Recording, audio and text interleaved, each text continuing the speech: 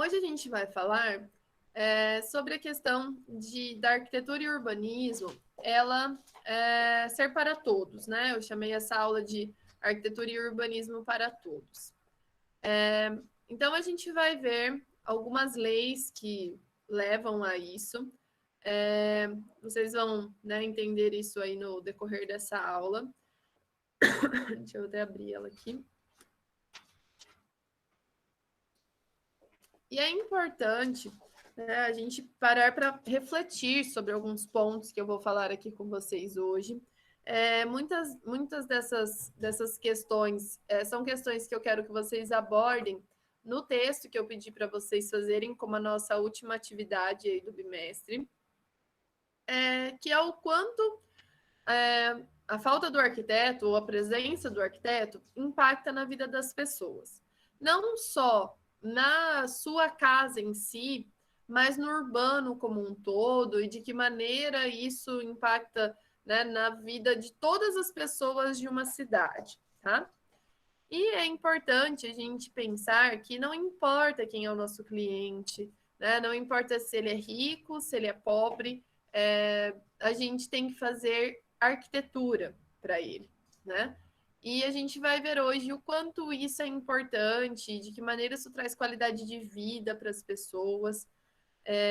E aquele vídeo até, ele foi feito pelo Cal, realmente no intuito de falar um pouquinho, né, sobre arquitetura, não só para os arquitetos em si, mas para a população como um todo, porque o CAU tem essa missão, como uma das missões dele, a gente falou disso lá no primeiro bimestre, de trazer essa cultura arquitetônica para o brasileiro, para a pessoa, né, para a população de um modo geral que não tem essa cultura, né? Então, esse vídeo tem esse intuito, né?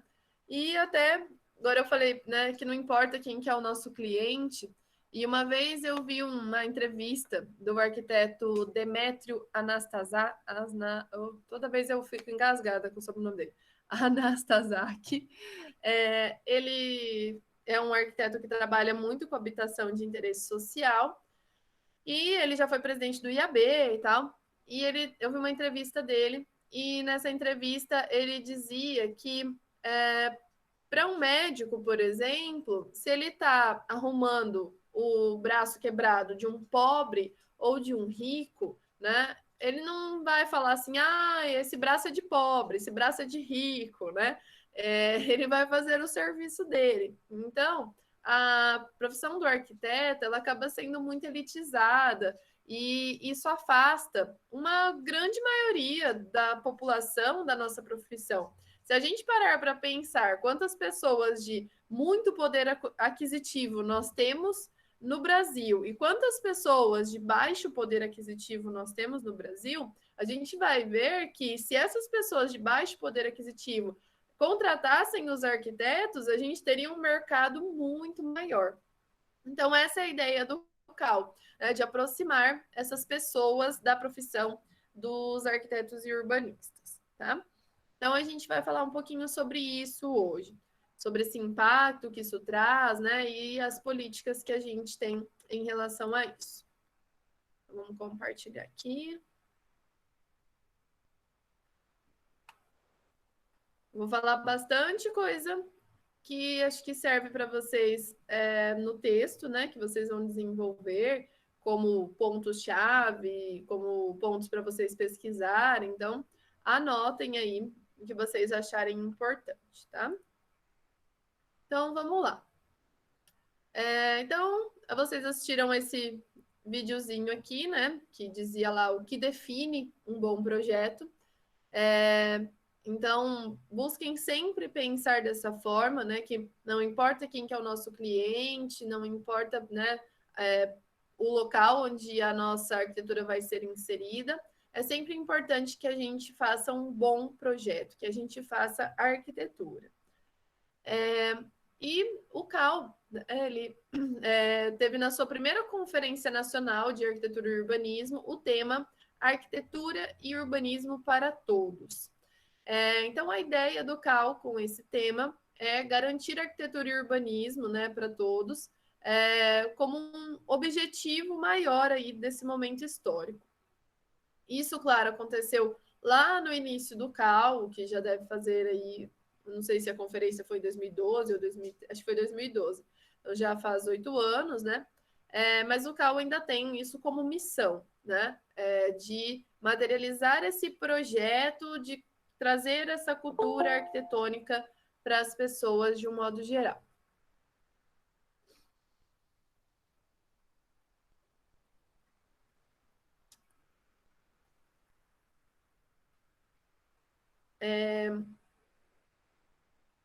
Então, a ideia é relacionar, né, as pessoas que pensam arquitetura, que produzem arquitetura, com aqueles que vivem nessa arquitetura, né, com a população como um todo.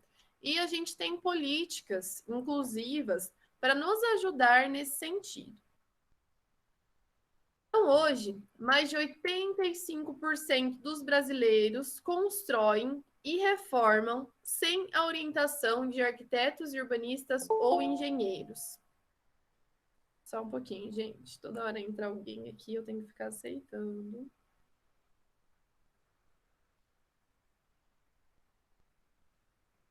Eu vou até aproveitar para copiar esse link aqui, que eu vou precisar dele. Então, imagina, né? Se 85% da população não está contratando arquiteto e urbanista, olha o nicho de mercado que a gente tem aqui, né? Se as pessoas começarem a enxergar o arquiteto de outra forma. E o Brasil, ele possui, desde 2008, uma lei que garante a famílias de baixa renda o acesso gratuito ao trabalho técnico de profissionais especializados, mas a legislação ainda é pouco aplicada Brasil afora.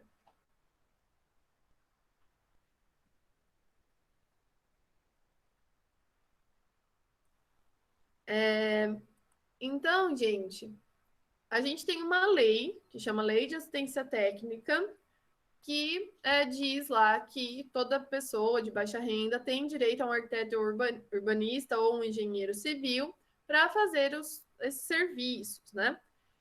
Então a gente vai assistir agora essa reportagem aqui, é bem curtinha, tá? Sobre esse ponto aqui, né? Dos brasileiros que constroem e reformam sem orientação de arquitetos e urbanistas, né? Que a gente chama de autoconstrução. Então, vou colocar aqui.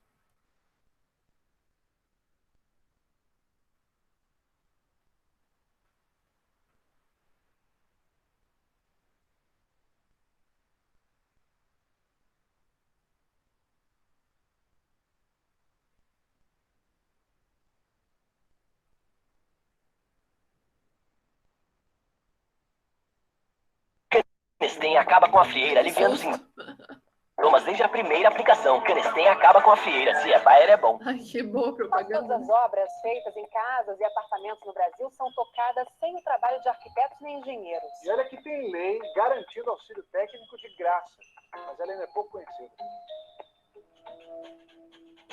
Ah, se arrependimento matasse, hein, dona Nina? Chamei uma pessoa que me indicaram, mas uma pessoa que para mim não tinha experiência.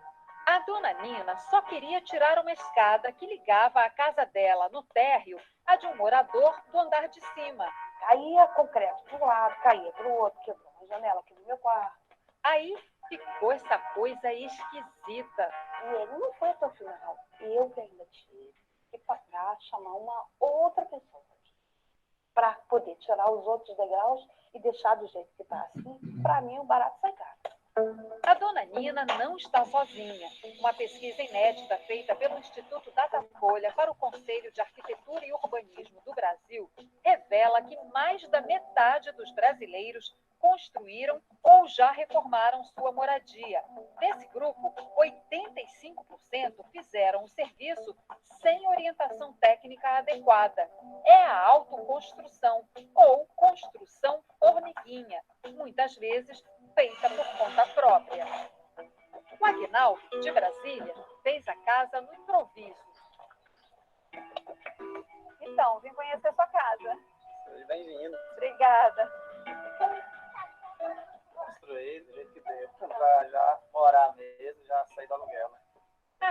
casa ficou cheia de problemas. Muito apertado, né? E o telhado também muito baixo. Não tem conforto. Você tem que chegar na sua casa, se sentir bem, confortável, né?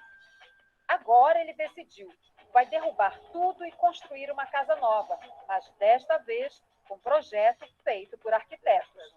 Essa área preta aqui vai ser onde é que vai ser os únicos canos? Exatamente, que é o que a gente chama de parede hidráulica.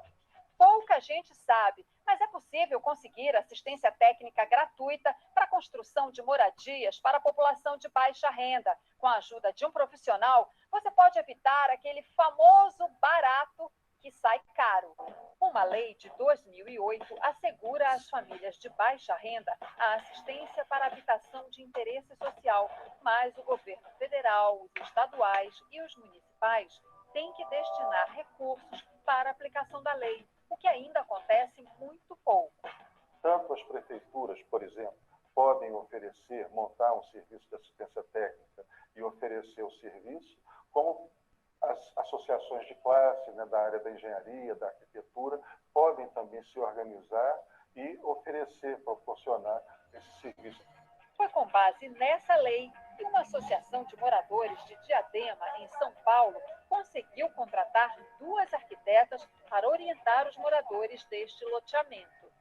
Cada casa foi planejada de acordo com as necessidades das famílias. Algumas já se mudaram para cá, antes até da conclusão da obra, porque elas precisavam se livrar com urgência do aluguel.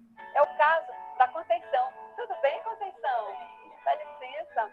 A parte da casa que ela mais gosta é a cozinha. Tudo num capricho. Para muita gente talvez é pouco, mas para mim é muito ter chegado aqui. É meu sonho. Eu posso dizer minha casa, né? Ela seguiu à risca a orientação das arquitetas. Isso te ajudou a economizar na obra? Com certeza. Quer dizer, para não ter desperdício, né? Para não ter aquele tipo de, faço uma coisa, quebro porque não deu certo. Essa economia toda que se faz numa obra planejada supera em muito o gasto com o projeto de arquitetura e a própria orientação técnica na construção. Não dá para improvisar na casa. Afinal, né, é um bem que a pessoa está adquirindo, né, e a função do arquiteto é contribuir para que valorize a casa da pessoa. Não só a casa, mas a qualidade de vida dela. Estou feliz e agradeço. Na cidade de São Paulo, a dona Dalva juntou as economias da vida inteira e contratou 2 arquitetos. Foi depois de levar o maior susto. Caiu uma parte do teto em cima da minha cama onde eu dormia. Não tinha o que salvar na casa antiga, escura, abafada, cheia de infiltrações e rachaduras. Foi tudo abaixo. Os arquitetos deram prioridade à estrutura da casa nova e buscaram um acabamento mais barato. O que a senhora gosta mais? Aqui na sala, que é bem ventilada, né? O Danilo, que projetou a casa nova, diz que a dona Dalva ainda é uma exceção.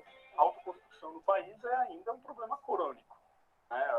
Ou seja, a falta é como uma automedicação. É a mesma coisa, a população tanto se automedica quanto autoconstrói. Para completar a alegria, a dona Dalva tem até uma cobertura onde planta os temperos que usa para cozinhar. Salsa, pimenta, hortelãzinho. Ela trocou o barato que sai caro pelo lar doce lar. Quase todas as obras feitas em casa. Gente, eu dei play de novo. Pessoal, então, vocês viram aí, né? A autoconstrução, que ela pode resultar. Então, esse último caso aí, que é a casa da Dona Dalva, né? Uma casa que ela ficou bem famosa, saiu várias publicações sobre ela, né? Arquidele, porque os arquitetos, eles conseguiram ali fazer um projeto legal, bem arejado, né? E como vocês viram ali, usando os blocos de concreto, né? Não usaram o acabamento para economizar. Então, como mostra ali no vídeo, muitas vezes o valor do projeto do arquiteto, né, que o cliente às vezes fica querendo economizar, ele acaba gastando na obra, né, com desperdícios, né, com faz e desfaz e quebra. Então, é importante, né, que a gente tenha essa consciência das pessoas, da importância que o arquiteto tem.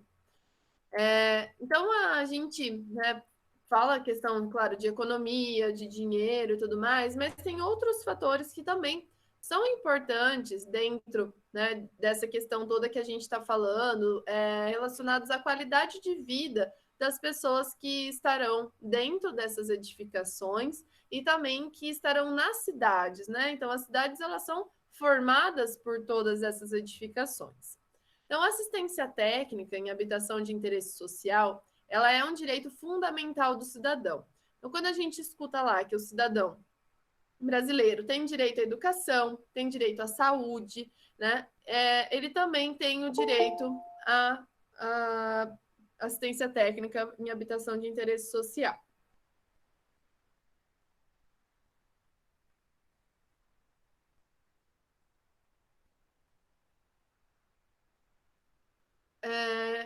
Então, quando a gente fala de habitação de interesse social, acho que eu até já falei um pouquinho disso com vocês, quando a gente ainda estava tendo aula no presencial, se eu não me engano, a gente tem que pensar, né, primeiro de tudo, né, onde essa habitação de interesse social vai ser implantada, né? Porque a ideia é trazer mais qualidade de vida para as pessoas, né? Então, geralmente, a pessoa que vai morar nessas habitações, ou ela está vindo de uma área, né, de uma favela, ou de uma área onde ela, né, está ocupando irregularmente, e aí ela vem para um conjunto habitacional.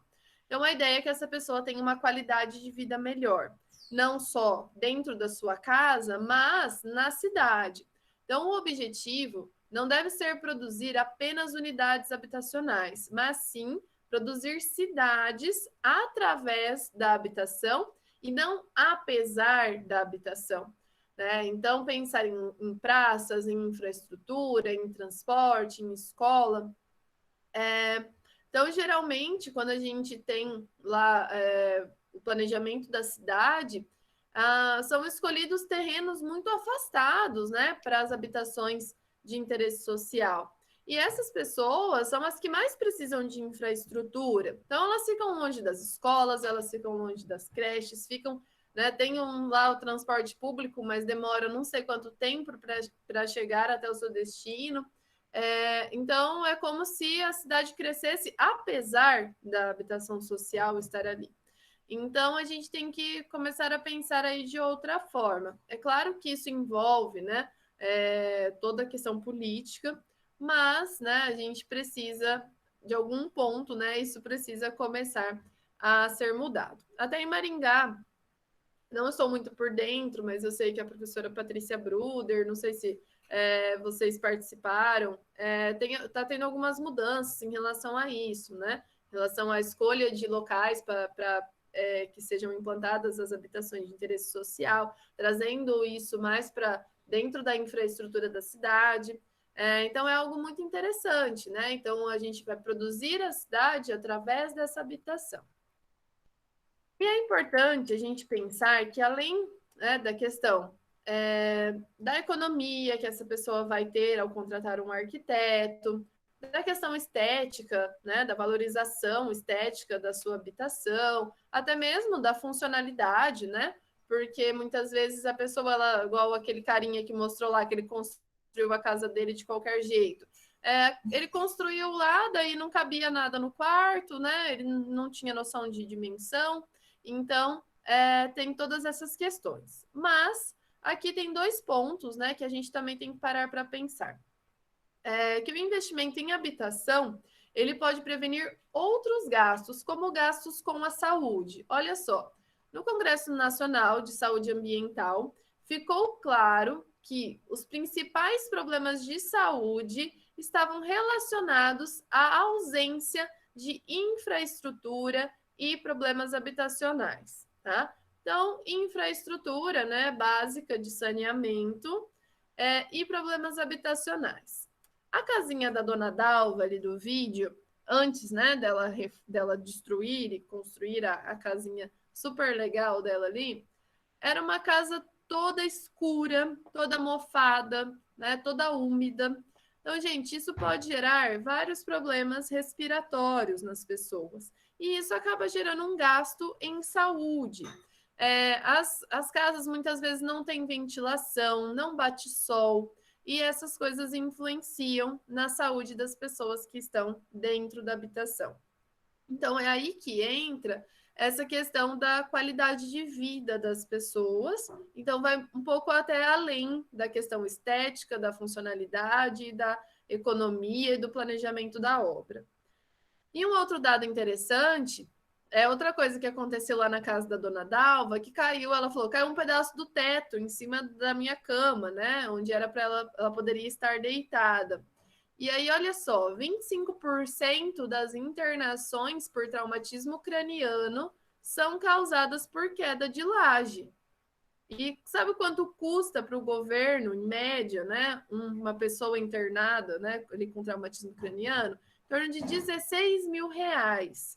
Então, é um dinheiro, né, que poderia ser investido de outra forma para que a pessoa não passasse por uma situação dessa. Então, o fato dessas obras acontecerem sem nenhum acompanhamento, das pessoas fazerem essa autoconstrução, né, pode gerar sérios danos. E, né, foi isso que a gente viu nesses exemplos ali do vídeo. Tá? Então, é para a gente, né, parar para refletir sobre essas questões. E muitas vezes, né, eu penso bastante assim que é difícil uma pessoa que constrói mais de uma casa na vida dela. E aí, às vezes, ela até se arrepende, às vezes, de não ter contratado um arquiteto, um engenheiro, só que daí ela já construiu. E aí, às vezes, é tarde demais e ela não vai construir outra, né? E então, é por isso que é importante que as pessoas entendam o papel desses profissionais na sua habitação, né? Nas construções aí de um modo geral. Então, a gente tem a Lei Federal 11.888, de 2008, que ela é conhecida como Lei da Assistência Técnica. Então, o que essa lei garante?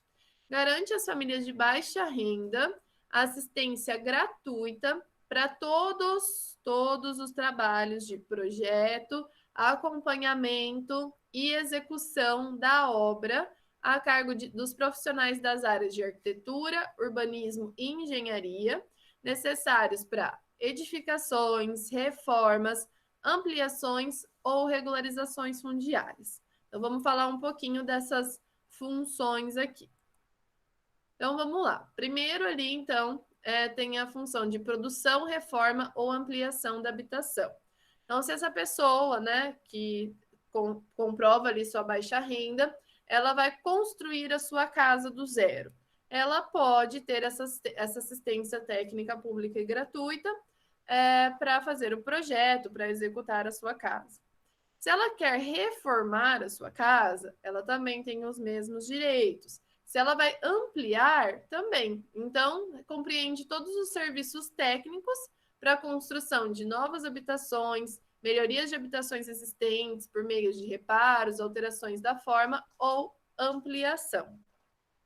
Essa lei também garante a questão da regularização da habitação. E daí é quando a habitação ela já foi construída fora, geralmente, dos parâmetros urbanísticos, né? E aí ela precisa ser regularizada mediante os órgãos públicos. Então, muitas vezes é preciso fazer adequações nessas edificações construídas para que elas se adequem aos parâmetros urbanísticos em vigor. E aí vai precisar atualizar o título de posse da edificação. Então, quando possível, né, também pode ser feita esse serviço de regularização da habitação.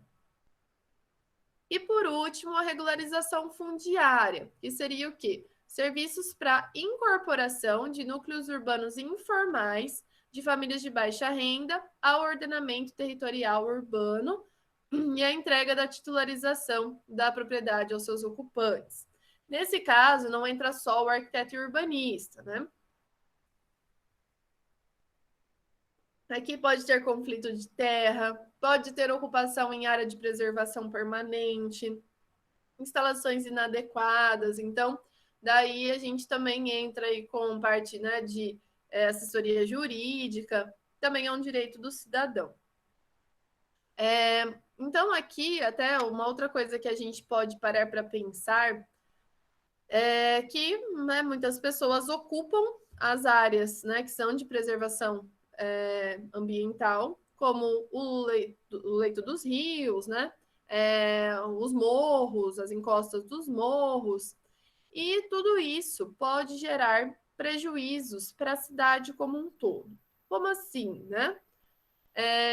Se a pessoa ela se instala lá na beira do rio, numa área que não era para ter loteamento, não era para ninguém construir ali, essa pessoa ela não vai ter infraestrutura básica ali, porque não tem loteamento.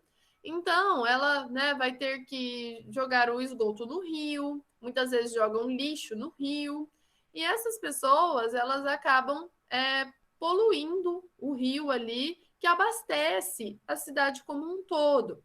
Isso também pode gerar enchentes, porque a gente tem aquela área que não pode ser construída em volta do rio, para que a gente tenha uma preservação da mata ali, né, ao redor da mata nativa, que a gente, né, quando o rio encher, ele tenha, né, para onde ir, tem espaço, que não tenha, né, erosão ali do terreno. Então, tem um porquê, né, da gente não construir naquela área. E aí, quando vem alguém, né, e ocupa uma região como essa, isso pode prejudicar a cidade como um todo. A mesma coisa nas encostas dos morros, né? Então tem lá um deslizamento de terra, isso prejudica diversas pessoas, né? A gente tem a morte de várias pessoas, pessoas machucadas, isso gera todo um gasto em saúde para o município, né? Assistência lá do corpo de bombeiros, pessoas no hospital e tudo mais. Então é preciso parar para pensar, né? Como essas ocupações elas podem não só prejudicar aquela pessoa que está lá morando, né, nesse local, mas isso prejudica toda a sociedade, todo mundo que mora nessa cidade, né? Isso acaba desencadeando vários problemas. Então, a ideia da lei da assistência técnica, né? Porque a gente pode, né, alguém pode olhar aí e falar assim, mas se eu não me encaixar como baixa renda, eu não vou ter esse direito, né? Não vai ter esse direito. Porém, a ideia dessa lei não é só assegurar o direito à moradia, mas também ter essas outras funções, tá? Então, primeiro de todos, né? Otimizar e qualificar o uso e o aproveitamento racional do espaço edificado e do seu entorno, né? Bem como recursos humanos, técnicos e econômicos empregados no projeto e na construção da habitação. Então, o primeiro ponto seria questão de economia, de mão de obra, de materiais, né? De fazer um bom projeto para aquele espaço. Além disso, formalizar o processo de edificação, reforma ou ampliação. Então, se essa pessoa ela busca um profissional para fazer o seu projeto, esse projeto ele vai estar formalizado perante os órgãos públicos, né? Então, ele vai estar de acordo com a legislação urbana. Evitar as ocupações de áreas de risco e de interesse ambiental. Então, daí, no caso, né, não tem como a pessoa que vai pedir auxílio ali da assistência técnica ocupar uma área que não pode ser ocupada. E, por fim, né, propiciar e qualificar a ocupação do sítio urbano em consonância com a legislação urbanística e ambiental.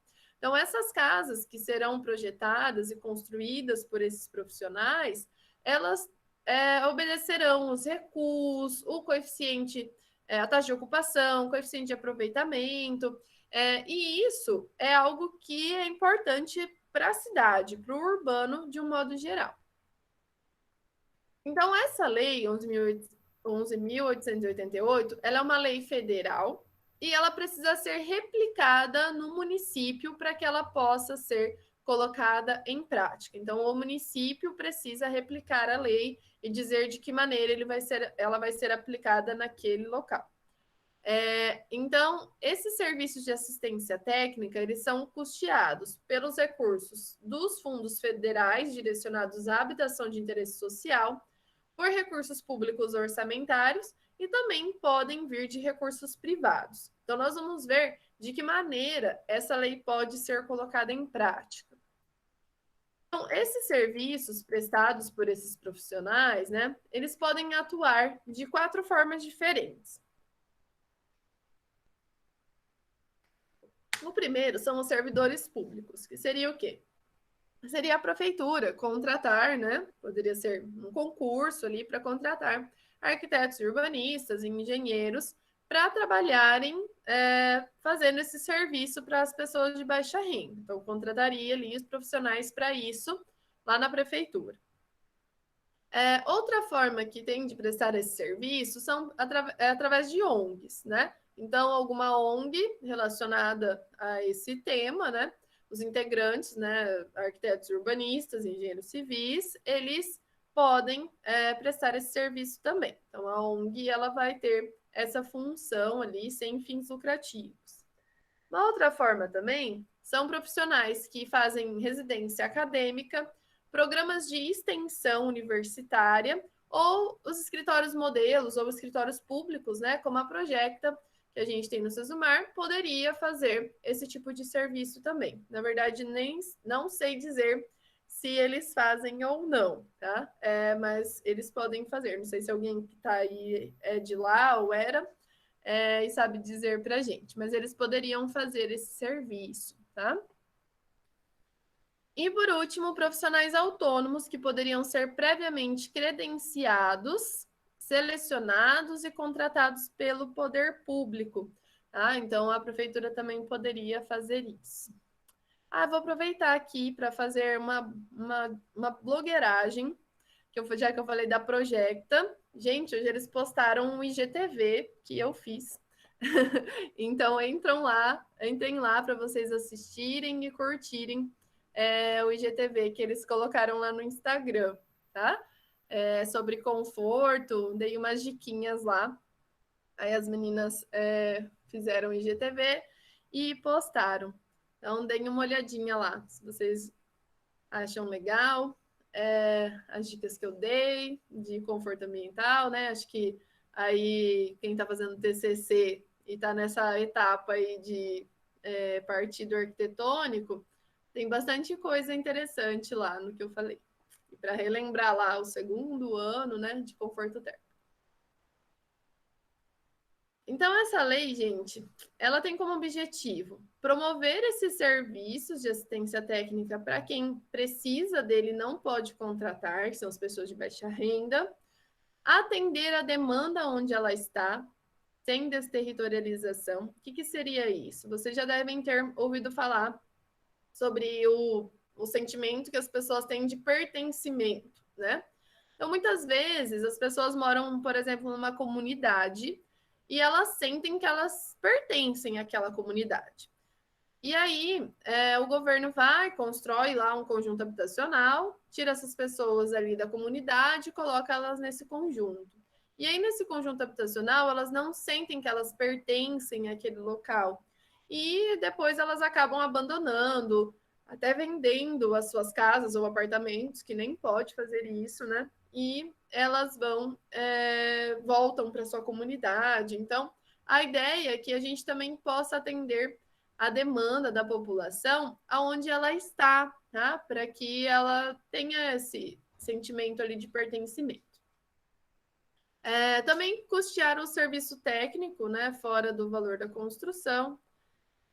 Enfrentar o preconceito e o desconhecimento da categoria por parte das comunidades. Tá? Então, geralmente, as pessoas de baixa renda, elas não sabem o que um arquiteto urbanista faz, elas têm preconceito, né, de que o arquiteto é profissional da elite. Então, a gente precisa tirar, né, essa visão que as pessoas têm do arquiteto. E também tornar a arquitetura promotora de qualidade de vida. Então, nisso tudo que eu falei para vocês, né? Então, em ter uma casa bem ventilada, com boa insolação, para que as pessoas não tenham doenças, né? Para que a laje não caia em cima da cabeça das pessoas. Então, trazer essa qualidade de vida para as pessoas através da arquitetura, tá? O IAB, no Rio Grande do Sul, desenvolveu esse caderno aqui, que é um manual para a implantação da assistência técnica pública e gratuita a famílias de baixa renda, né, para a construção de habitação de interesse social. Então, foram várias reuniões, né, que resultaram nesse manual. Então, é uma proposta de plano piloto para o estado do Rio Grande do Sul, buscando a fiscalização do exercício profissional e convênios com as prefeituras para que essa lei seja colocada em prática. Em Maringá, nós temos o Grupo de Estudos de Assistência Técnica para Habitação de Interesse Social. Também desenvolveram um caderno, o Caderno Técnico para Implementação Municipal de Assistência Técnica, né, para Habitação de Interesse Social. Então, uma parceria aí desse grupo com o CAL. Então, o objetivo também é viabilizar a implementação dessa lei no município de Maringá e nas cidades, né, vizinhas.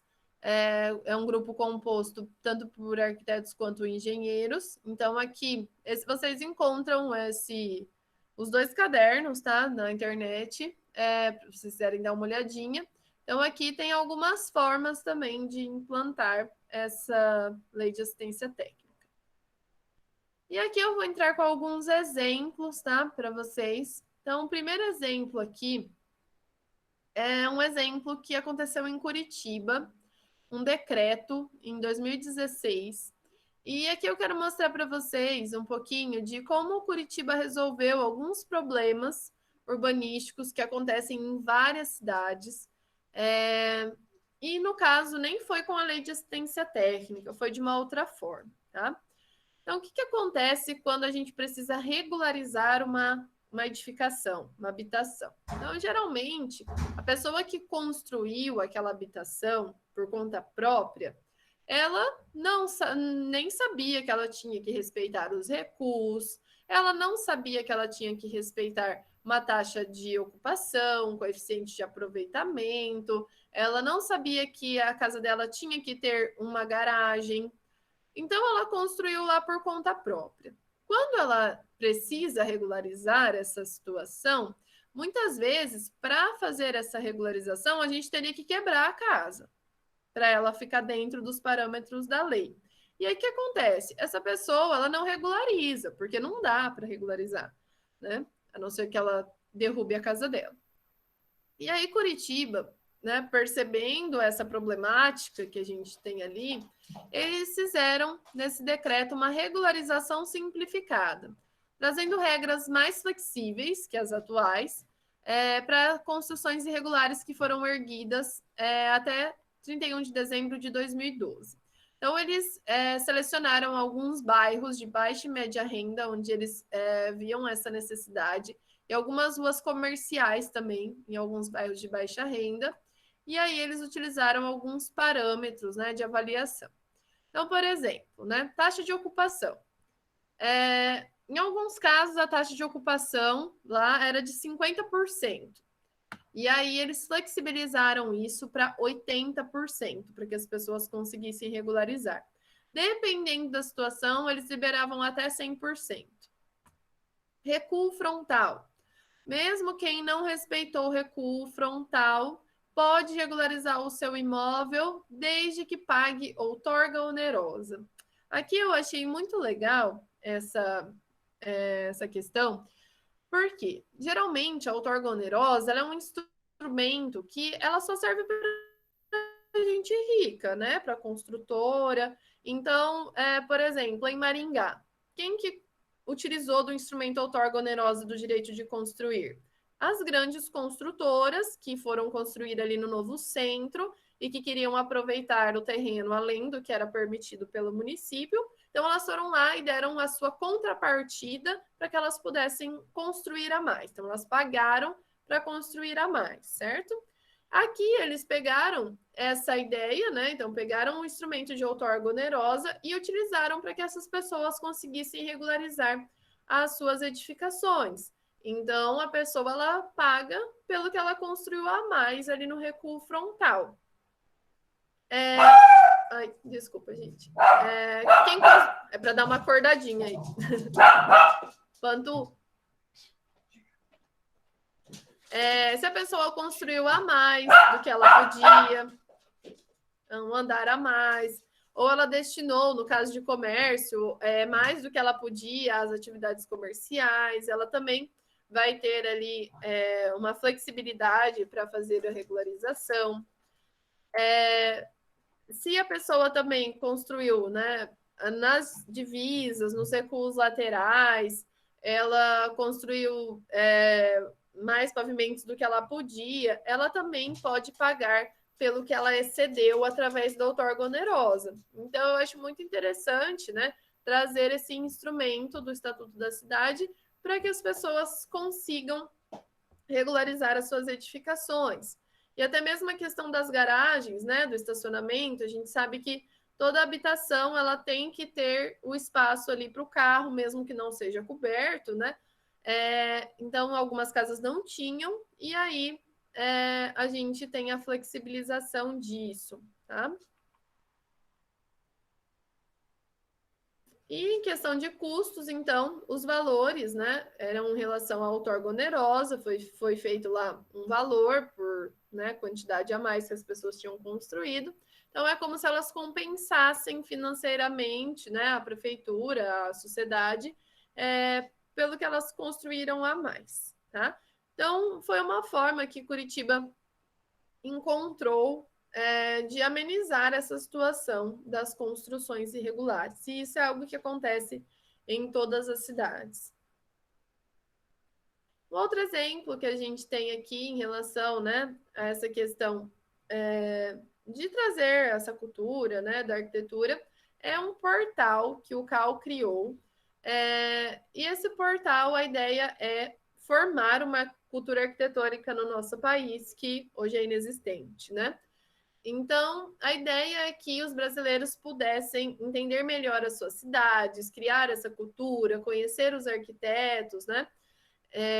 Só que com a ausência, né, dessa cultura arquitetônica, o que acontece? O governo, as empresas privadas e o próprio cidadão, ele deixa muito em segundo lugar a qualidade da obra, né, que eles contratam. Então, é importante que a gente traga essa cultura para as pessoas, que elas entendam, né, o que é o serviço do arquiteto, o quanto ele é importante para que elas deem valor, né, nos serviços que elas estão contratando. Então, onde se valoriza a cultura arquitetônica, se apreciam os bons trabalhos, os bons profissionais têm muito mais destaque e reconhecimento. Então, esse portal do CAL, ele tem como público-alvo o público em geral, tá? A sociedade como um todo. Claro que inclui os profissionais, né, do CAL nos vários estados, né? Mas o foco principal é o povo brasileiro. Então, esse portal, ele, né, tem essa carinha aqui, então ele chama Arquitetura e Urbanismo para Todos.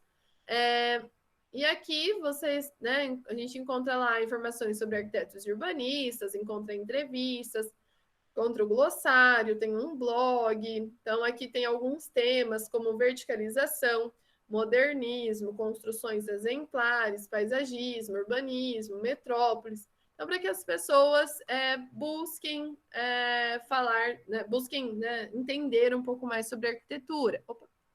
Tem um espacinho aqui até para os arquitetos divulgarem os seus projetos, né? Então, a ideia do CAL é realmente tentar trazer isso mais perto da população.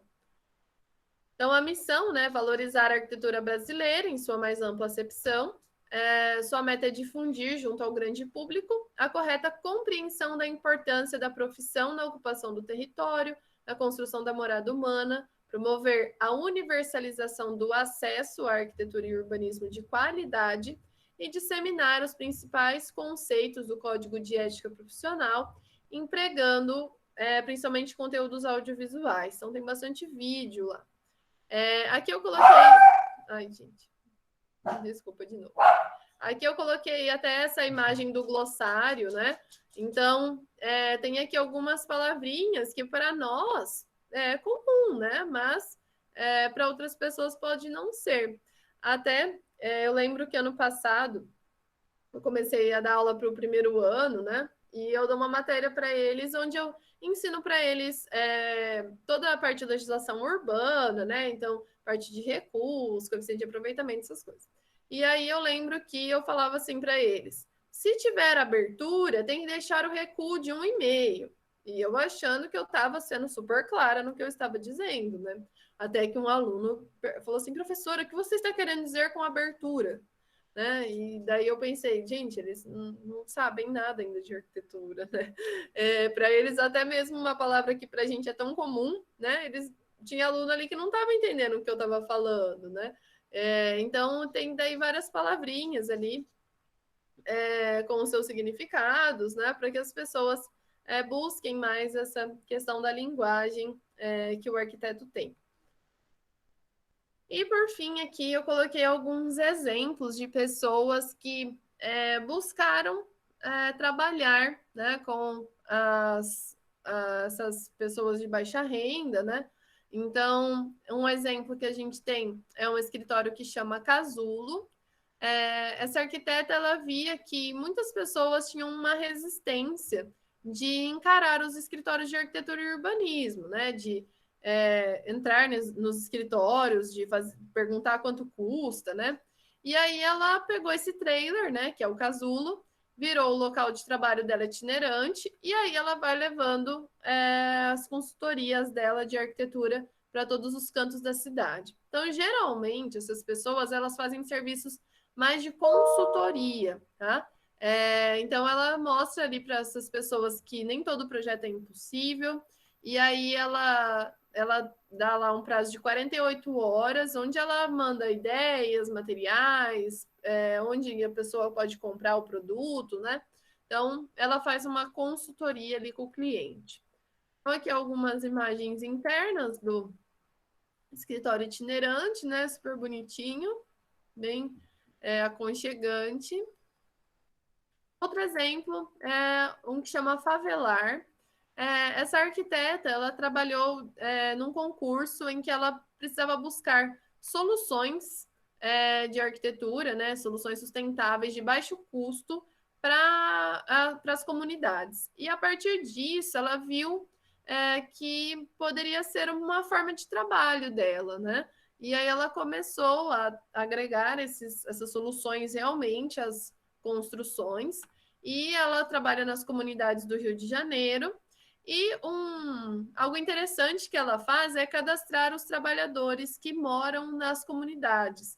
Então, ela tem lá um cadastro, né, de quem é pintor, de quem é pedreiro, de quem é eletricista, e aí ela, né, vai passando os contatos das próprias pessoas da comunidade para quem precisa. E aqui a gente tem um outro exemplo, que é a arquitetura do Barreto. Ele tem 2 formatos de atendimento. Um é uma consultoria. Eu ia até tirar isso aqui, acabei esquecendo, esses R$300, porque já faz um tempinho que essa reportagem aqui. Mas ele faz lá uma consultoria de 2 horas. Então, ele vai até a casa da pessoa e aí ele faz uma consultoria em um cômodo, um ambiente dessa casa. E ali ele faz um projeto conceitual, tá? Então ele fala, tem que mudar isso, aqui precisa trocar o revestimento, e daí ele faz essa consultoria, ele cobra esse valor para fazer a consultoria. E aí ele percebeu que com esse serviço as pessoas começaram a enxergar ele de outra forma, enxergar esse serviço do arquiteto de outra forma, né? E aí ele começou, né, a receber propostas para esse segundo formato, que são projetos mais complexos, onde a pessoa daí, né, às vezes precisa construir alguma coisa, e daí ele faz o projeto mesmo em si. Então, a ideia, né, dos 3 é conseguir levar essa arquitetura até essas pessoas que não conhecem, né, a função do arquiteto e urbanista. E nos 3 casos, né, do que eu li sobre, eles estão sendo bem-sucedidos nesse sentido. E aqui, só para a gente finalizar, né, no Distrito Federal, foi até um dos exemplos que apareceu no vídeo ali, do carinha que tinha construído a casa dele, que ele ia demolir, daí ele estava estava indo num escritório lá para fazer o projeto, era um desses aqui. Chama Companhia de Desenvolvimento Habitacional do Distrito Federal. Então, no Distrito Federal, a gente tem 12 postos de assistência técnica nas periferias, né, de Brasília. E eles já fizeram mais de 15 mil projetos, já realizaram mais de 80 ações comunitárias para melhorar as habitações das pessoas. Então, é um exemplo interessante também aí que foi desenvolvido no Distrito Federal para trazer também a arquitetura para mais perto das pessoas. Bom, gente, então aqui a gente finaliza o nosso conteúdo de hoje. Vocês têm alguma dúvida? Alguma colocação, alguma pergunta?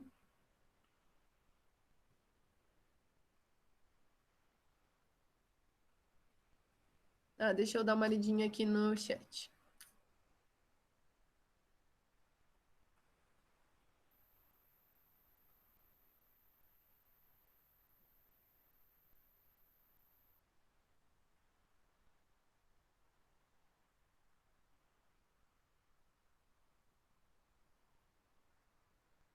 Alguém já tinha passado esse vídeo da Dona Dalva. Agora que eu tô vendo aqui.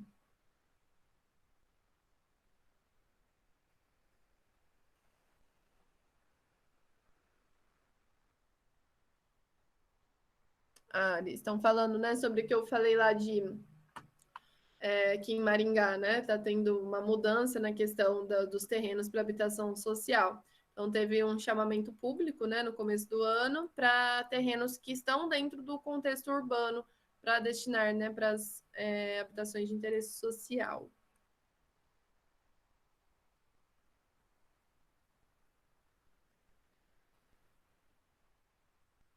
Tá. Isso, acho que as meninas responderam ali era sobre a Projecta, né? Da questão da... Que legal que fazem esse tipo de trabalho. Nunca tinha perguntado.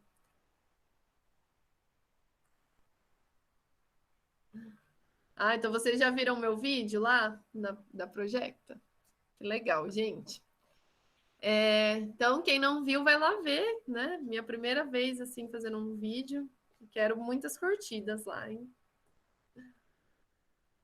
E aí, gente, mais nenhuma questão? Deixa eu ver aqui quem que tinha entrado depois. O Brendo não tinha marcado ainda. Everton. Jennifer.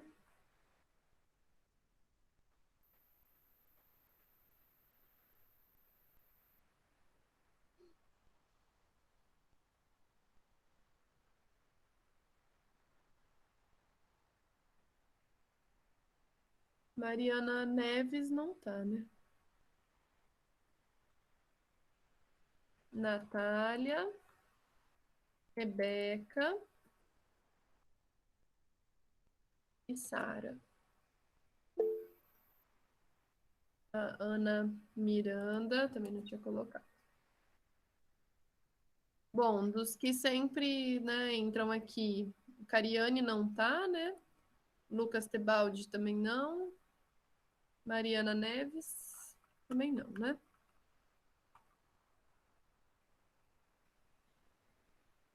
Gente, então